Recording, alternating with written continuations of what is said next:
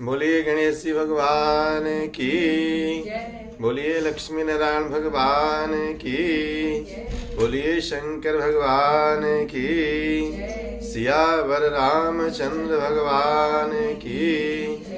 ओम राधा कृष्ण भगवान की, ठाकुर जी महाराज की, माघ महात्म की, गंगा मैया की, तीर्थराज प्रयाग की। ओम भक्तार्तिनाशन पराय गणेश्वराय, सर्वेश्वराय शुभदाय सुरेश्वराय, विद्याधराय विकटाय च वामनाय, भक्त प्रसन्न वरदाय नमो नमस्ते। गुरुर्ब्रह्मा गुरुर्विष्णु गुरुर्देवो महेश्वरः, गुरुः साक्षात् परब्रह्म तस्मै श्री गुरुवे नमः।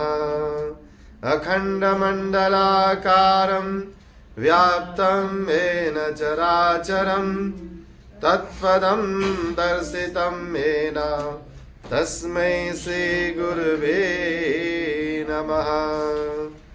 मूकं करोति वाचालं, पङ्गुं लङ्घयते गिरिं, यत्कृपातमहं वन्दे परमानन्दमाधवम्। आकाशात् पतितं तोयं, यथा गच्छति सागरं, सर्वदेव नमस्कार केशवं प्रतिगच्छति। श्री राम राम रघुनंदन राम राम, श्री राम राम भरताग्रज राम राम, श्री राम राम रणकर्कश राम राम, श्री राम राम शरणं भज राम राम, श्री राम राम शरणं भज राम राम। शरणागत दीनार्थ परित्राण परायणे, सर्वस्यार्ति हरे देवी नारायणी नमोस्तुते। त्रिनेत्राय नमस्तुभ्यं उमादेहार्धधारिणे, त्रिशूलधारिणे तुभ्यं भूतानां पतये नमः। बोलिए शंकर भगवान की, बोलिए राधा कृष्ण भगवान की, ठाकुर जी महाराज की, गंगा मैया की, माघ महात्म की, तीर्थराज प्रयाग की जय। माघ मकर रवि गत जब होई, और तीरथ पतहि आब सब कोई। तो कथा प्रारंभ होत है, आओ वीर हनुमान राम, आओ वीर हनुमान। राम लखन सीता सहित आए करो कल्याण, सियावर राम जय जय राम, मेरे प्रभु राम जय जय राम, करो कल्याण सीताराम।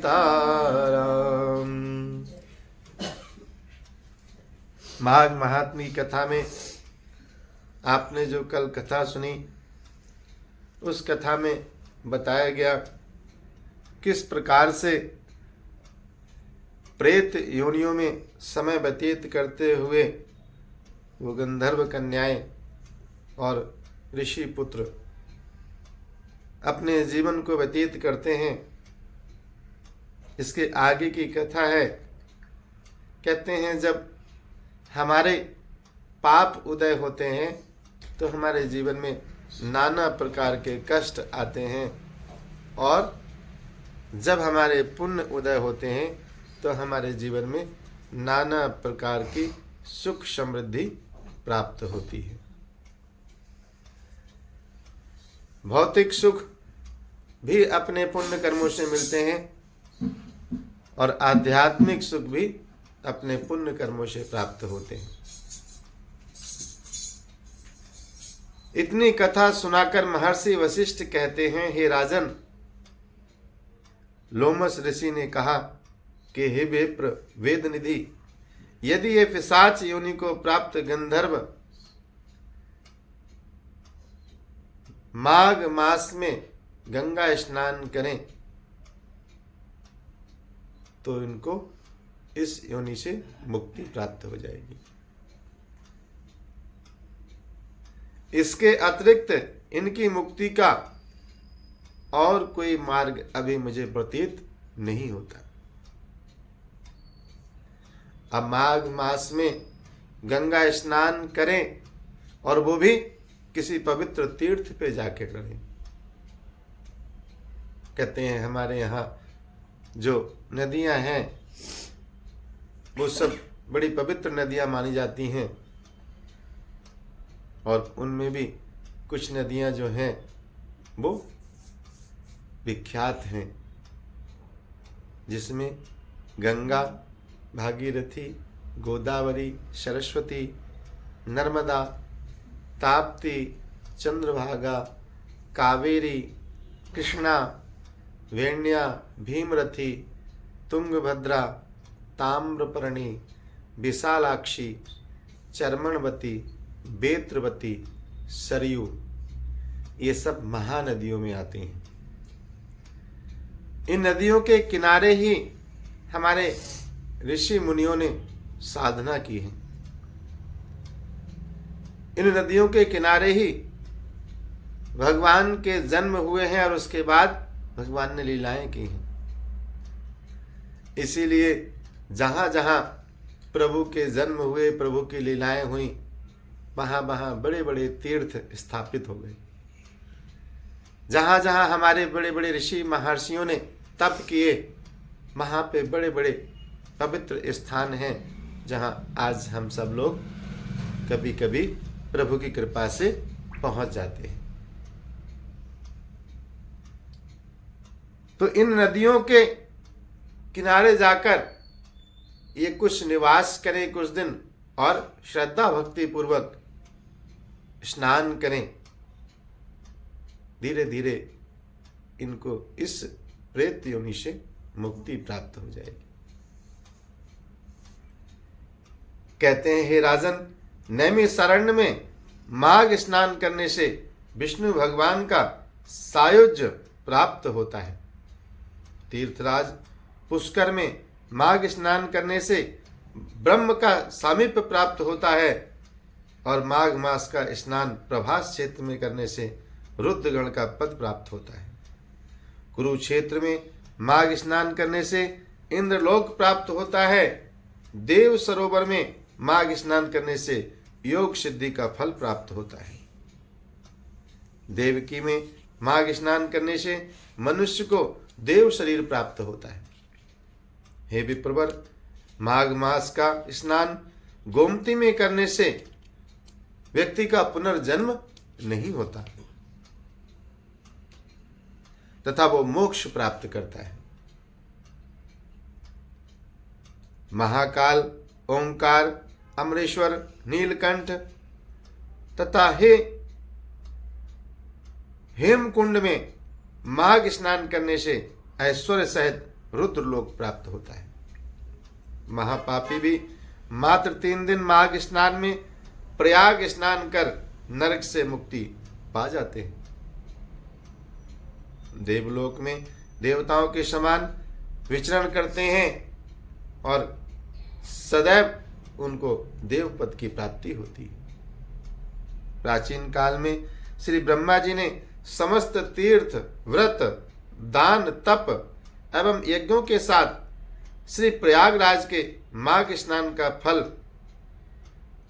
को तुलाय में धारण कर तुलना की तो माघ मास के स्नान का फल का पलड़ा भारी हो गया।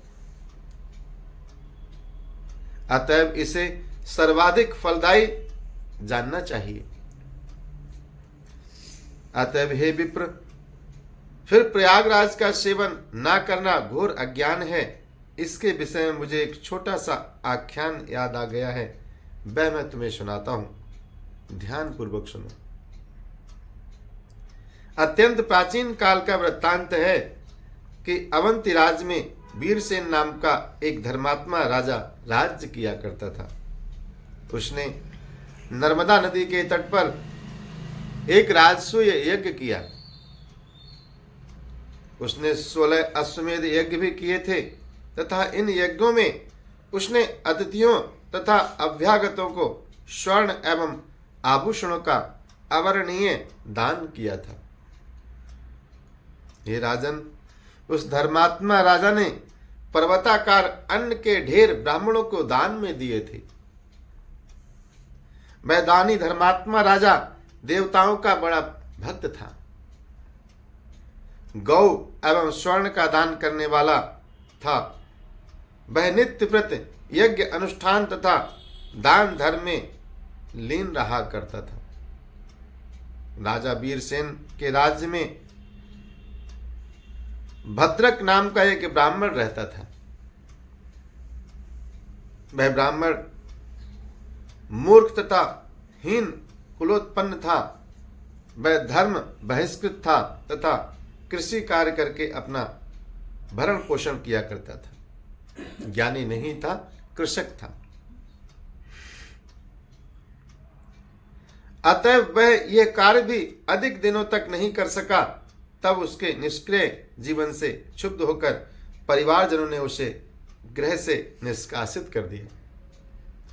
तब वह क्षुधा तथा कष्ट से व्यथित होकर इधर उधर भटकने लगा। हे विप्रवर, तीर्थ यात्रियों का एक दल स्नान के लिए श्री प्रयागराज जा रहा था। भद्रक भी उनके साथ हो लिया।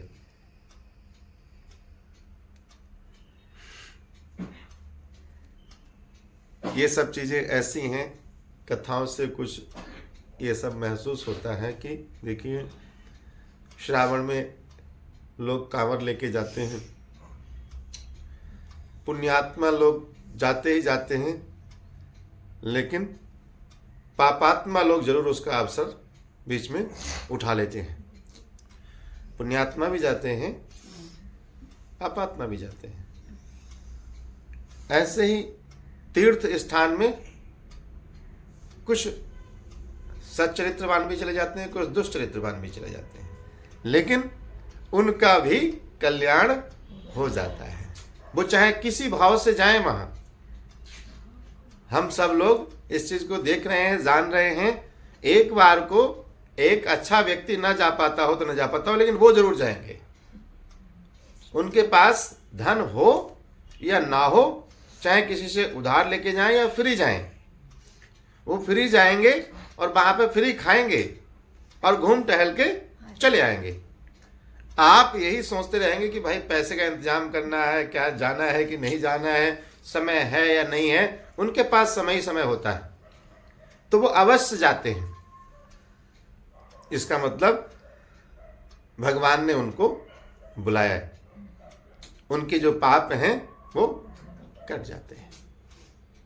किसी भी भाव से जाओ, पहुंच तो गए, आपने वहां का लाभ तो लिया, और हम सब लोग दुनियादारी में पड़े रहते हैं। टाइम निकला नहीं निकला, जा पाएंगे नहीं जा पाएंगे, होगा नहीं होगा, ये वाली समस्या वो वाली समस्या, इसमें हम उलझ जाते हैं।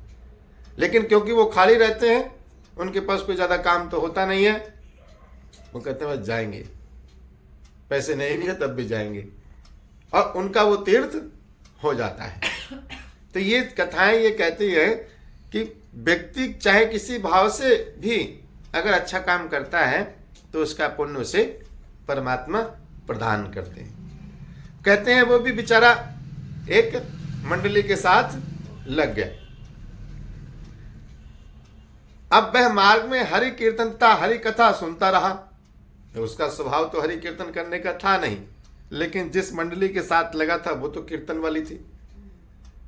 तो अब वो कीर्तन सुन भी रहा है और देख भी रहा है, लेकिन अभी उसके मुख से कीर्तन निकल नहीं रहा है, क्योंकि उसने कभी कीर्तन किया ही नहीं है। कह रहे हैं वो सुनते सुनते यात्रियों के साथ ही प्रयागराज पहुंच गया। वहां पहुंचकर भद्रक ने माघ की एकादशी से लेकर लगातार 3 दिनों तक नियम पूर्वक माघ में स्नान कर लिया। यही नहीं, उसने श्रम कार्य कर कुछ द्रव्य भी अर्जित कर लिए। कुछ वहां पर सेवा भी कर ली। भाई किसी का बैग उठा के रख दिया, किसी ने लो 10 रुपए ले लो भाई। कोई माता जी हैं अपना जा रही भाई, उनका हाथ पकड़ उनको चढ़ा दिया, ले बेटा बहुत अच्छा काम किया भाई, कर ही देते हैं व्यक्ति। किसी ने साथ दिया, कोई बेचारा इसने देखो मन से इसने काम किया है, चलो बेटा लो। तो उसने वहां पर कुछ कमाई भी कर ली 3 दिनों में, इधर उधर का अपना सेवा करके। इस द्रव्य में से उसने कुछ दान भी कर दिया। देखिए, उसने उसमें से कुछ दान भी कर दिया भाई, ये लो। तो उसने दान का भी पुण्य कमा लिया, सेवा का भी पुण्य कमा लिया, और स्नान तो कर ही लिया। उसने दुष्कर्मों का भी पूर्ण परित्याग कर दिया।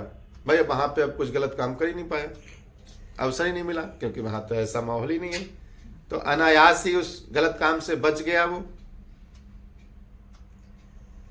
जैसी संगत हाँ, जैसा संग वैसा ही रंग। उसने संकल्प किया कि वह आजीवन चोरी, निद्रा, द्वेष, ईर्ष्या इत्यादि अपकर्मों से मुक्त रहकर इंद्रियों को वशीभूत रखकर जीवन व्यतीत करेगा। उसे लगा कि अब ये चीज बहुत अच्छी है,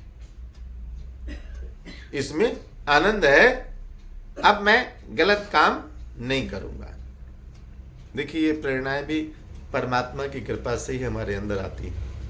जब तक हाँ, प्रभु की कृपा से ही हमें प्रेरणा आती है और हमारा मन अपने आप धीरे धीरे बदल जाता है। लेकिन उसके लिए हमें संगत तो अच्छी अपनानी पड़ेगी। कुछ समय के लिए आपको अपने मन को थोड़ा संभालना पड़ेगा, उसके बाद फिर आपका मन उसमें लग जाएगा। अब उसे ये समझ आ गया कि गलत कामों से ये वाला मार्ग ज्यादा अच्छा है, यहां आनंद भी प्राप्त है। वास्तव में उसने अपने संकल्प के अनुसार ही जीवन व्यतीत करना प्रारंभ कर दिया।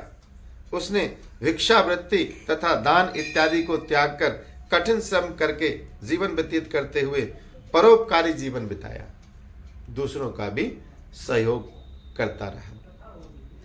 अपनी परोपकारी वृत्ति तथा ईश्वर मुक्ति के कारण भद्रक संपूर्ण प्रांत में लोकप्रियता तथा श्रेष्ठ सम्मान को प्राप्त हो गया। अब देखिए, धीरे धीरे उसकी पहचान बदल गई, लोग उसे एक अच्छा इंसान मानने लगे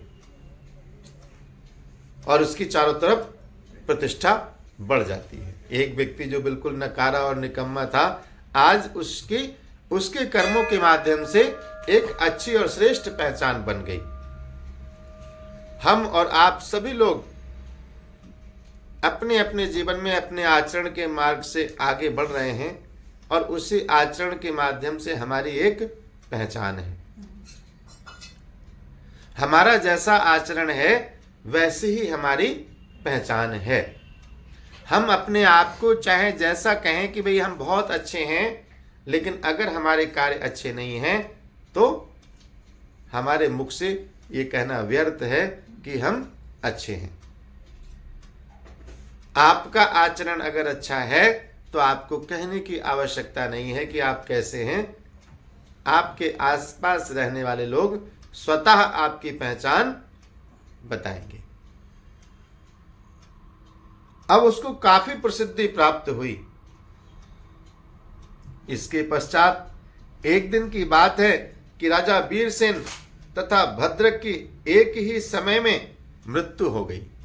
जो राजा था उसकी भी मृत्यु हुई और उनकी भद्रक की भी मृत्यु हुई। एक ही दिन दोनों की मृत्यु हुई। राजा तो बड़ा धर्मात्मा था ही, दान पुण्य भी करता था, अश्वमेध यज्ञ भी उसने किए थे, अन्न का पहाड़ दान करता था, स्वर्ण भी दान किया उसने, नाना प्रकार के दान पुण्य उसने किए, और दोनों एक ही दिन भगवान के दरबार पहुंचते हैं। दोनों को ही अपने सत्कर्मों से स्वर्ग प्राप्त हुआ। मैंने स्वयं स्वर्ग में जाकर उनकी गति को देखा है। वे आज भी स्वर्ग में निवास करते हुए दिव्य सुख भोग रहे हैं। अपने नेत्रों द्वारा देखा हुआ प्रयागराज का यह महत्व मैं संपूर्ण रूप से मुख द्वारा वर्णन नहीं कर सकता हूं। हे विप्रवर, इस विषय में तुम अब पिशाच मोचन नामक एक आख्यान सुनो। इसे ये गंधर्व कन्याएं तथा तुम्हारा पुत्र भी सुने, तथा इसको सुनने के बाद उनको निश्चय ही इस प्रेत योनि से मुक्ति प्राप्त हो जाएगी। प्राचीन काल में दयासागर तथा देवहूति नामक वैष्णव ने इसी आख्यान से मुक्ति प्राप्त की थी। वो आख्यान मैं आपको सुनाता हूं, जिससे कि इनकी इस योनि से पूरी तरह से मुक्ति हो जाएगी। बोलिए लक्ष्मी नारायण भगवान की, बोलिए शंकर भगवान की। ये आख्यान आप कल सुनेंगे। श्रीमन नारायण नारायण नारायण, श्रीमन नारायण नारायण नारायण, श्रीमन नारायण नारायण नारायण, भजमन नारायण नारायण, भजमन नारायण नारायण नारायण, भजमन नारायण नारायण नारायण, श्रीमन नारायण नारायण, लक्ष्मी नारायण नारायण नारायण, लक्ष्मी नारायण नारायण नारायण, भजमन नारायण नारायण नारायण, श्रीमन नारायण नारायण नारायण। बोलिए लक्ष्मी नारायण भगवान की जय। कथा बोलणं वाचिता